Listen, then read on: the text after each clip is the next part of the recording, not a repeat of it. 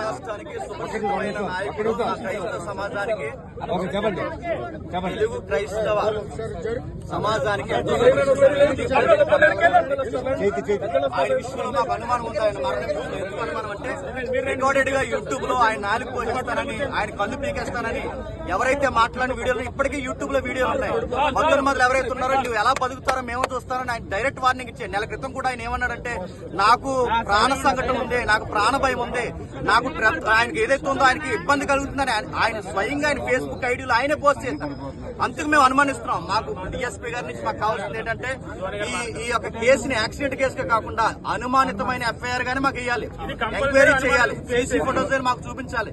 మా దగ్గర ఉన్న వీడియోస్ ఎవరెవరైతే ఆయనకు వార్నింగ్ ఇచ్చారో, ఆయన భూమి మీద లేకుండా చేస్తామని ఎవరైతే అన్నారో ఆ వీడియోస్ అన్ని మా దగ్గర ఉన్నాయి. ఆ వీడియోస్ అన్ని మేము డిపార్ట్మెంట్ కి ఇస్తున్నాం. ఇది క్రైస్తవ సమాజానికి చాలా పెద్ద గాయం. మేము ఇలాగే చూస్తున్నట్టు ఊరుకుంటే మా క్రైస్తవులు ఉన్న తలకాయలన్నీ ఎలా తీసుకుంటూ వెళ్ళిపోతారా? ఇదే చేస్తారా? ఇదే జరిగేదా? అంటే మేము మాట్లాడక మాకు భావప్రకటన లేదా? మా సబ్జెక్ట్ మేము మాట్లాడడానికి ఇంత వార్నింగ్లు ఇచ్చి ఈరోజు మనుషులు లేకుండా చేస్తారా? ఇది మాకు అనుమానం. మా అనుమానాలు తీరాలి.